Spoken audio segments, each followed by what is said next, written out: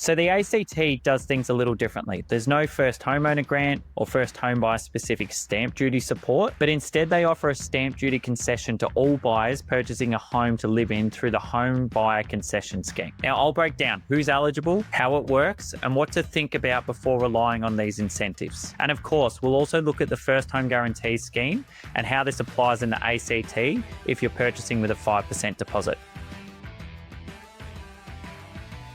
Hello, and welcome to First Home Unlocked, the podcast for unlocking clarity and confidence for first home buyers. I'm Jack Elliott, National First Home Buyer Specialist at Alcove. And I'm Chris Bates, ex-financial planner and mortgage broker. Together, we are on a mission to empower you with the keys to unlock your first home. Let's jump in.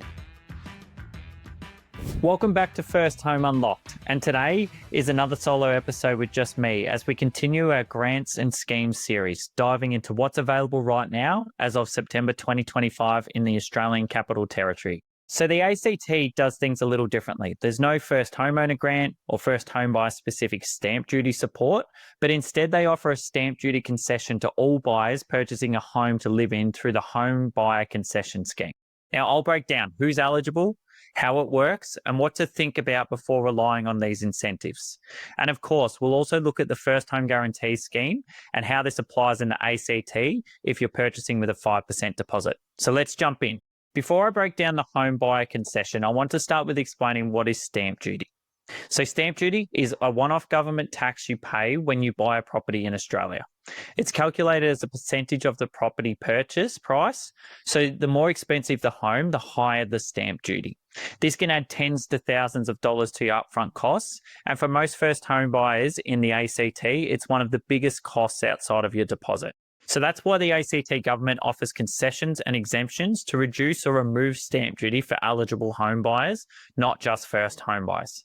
So let's break down what's currently available in 2025. In the ACT, stamp duty support is provided through the Home Buyer Concession Scheme, like I've mentioned.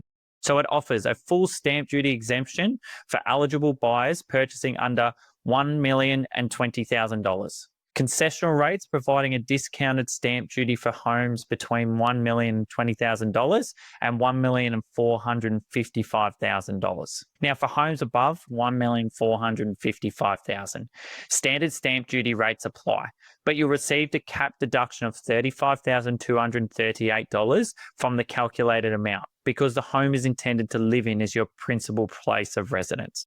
So let's break down some examples with some purchase prices. So at $1,020,000, you pay no stamp duty as a home buyer buying a property to live in, compared to around $35,000 for investors or someone who has owned a property in the last 5 years. At $1,400,000, you pay around $24,000 in stamp duty compared to $60,000 for investors or buyers who have owned a property in the last 5 years. At $1,600,000, you pay around $37,000 in stamp duty, where an investor or someone who has owned a property in the last 5 years would pay $73,000.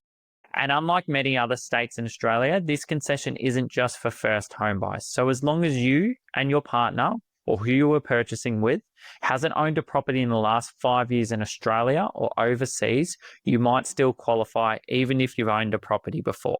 So to qualify for the Home Buyer Concession Scheme, you must be 18 years or older, not currently own any property, as I mentioned, not have owned or held interest in a property anywhere in Australia or overseas within the last 5 years. All buyers and their domestic partners must meet the income thresholds based on your household and number of dependent children, which we'll break down in just a minute. At least one buyer must live in the home continuously for a minimum of 1 year, beginning within 12 months of either settlement date or the date of the certificate of occupancy. Now, all buyers and their domestic partners must meet the criteria that I've just mentioned.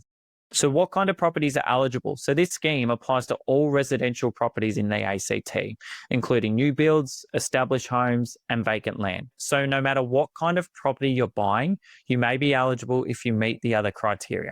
So as I mentioned before, to qualify for the ACT Home Buyer Concession Scheme, your total household income must fall below certain limits based on how many dependent children you have.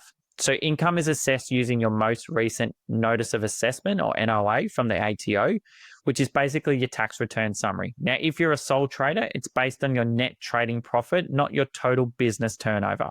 So if your income has changed recently or if you're unsure how it'll be assessed, it's worth speaking to a broker to get a clearer picture. Now, if you're in a relationship, your partner's income must be included, even if they won't be listed as the property owner.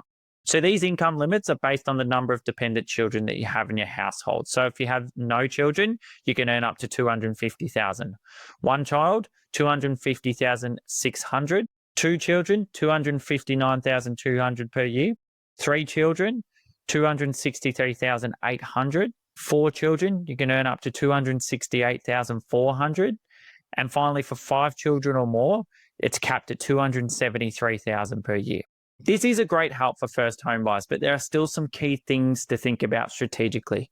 You might find yourself looking at properties just under the $1,020,000 price cap to stay within the full exemption range. But it's worth asking yourself, is this property going to support my long-term lifestyle and financial goals?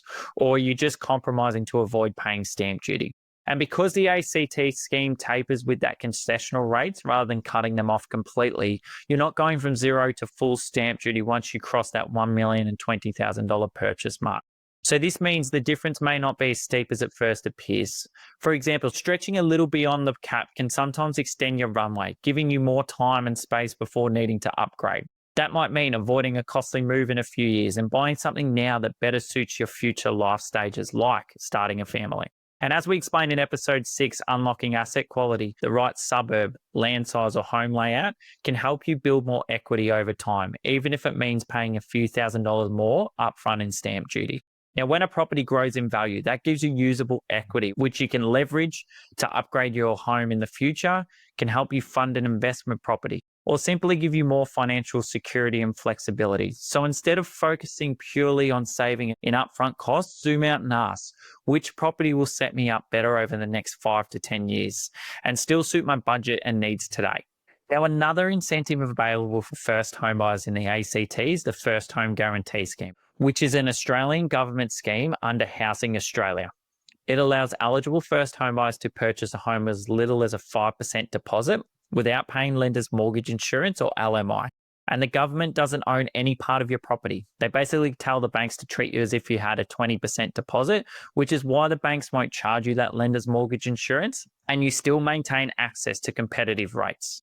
We break this down in full in episode 10 of the podcast, including the eligibility, how it works, what the guarantee actually means, the pros and cons, and how to remove the guarantee in future. So I recommend jumping in and giving that one a listen. This is a really great option for many first home buyers. So to qualify for the First Home Guarantee Scheme, the property must fall under a price cap, which is currently $750,000 across the ACT. But from October 1st, 2025, the cap will increase to $1 million, giving buyers in the ACT more choice and flexibility. Now, these caps are set by Housing Australia and apply to both new and established homes. So right now, there are income caps in place to qualify for the First Home Guarantee Scheme, which is $125,000 per year for singles and $200,000 combined for couples. But again, from October 1st, 2025, the income caps will be removed, allowing more first home buyers in the ACT to qualify. So this scheme can be a really great option for first home buyers.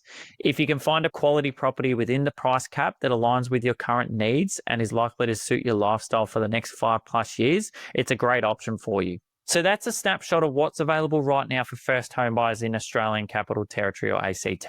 Stamp duty savings through the Home Buyer Concession Scheme, access to the First Home Guarantee Scheme with an increased $1 million price cap and no income cap from the 1st of October 2025.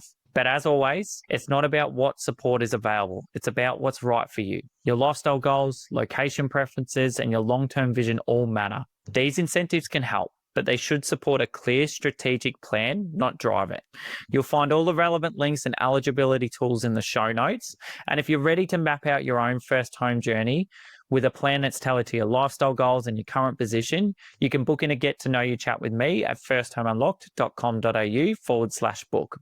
And don't forget to follow the podcast. We've got more state breakdowns coming soon, plus many future episodes to help you feel clear, calm, and confident when buying your first home. Thanks for tuning in. I'll see you on the next episode. Thank you so much for listening. We'd really appreciate if you could do us a huge favor. Share this episode with any first home buyers that you know so we can help more people like you feel clear, calm, and confident when purchasing their first property. You can join our Facebook group, First Home Unlocked, to continue the conversation with other first home buyers. Or if you're ready to unlock your first home, you can book a get to know you chat by using the link in the show notes or by going to firsthomeunlocked.com.au. Before we go, just a reminder that everything we share on this podcast is general in nature and not tailored to your personal situation. We always recommend seeking advice from a qualified and experienced professional when making financial decisions.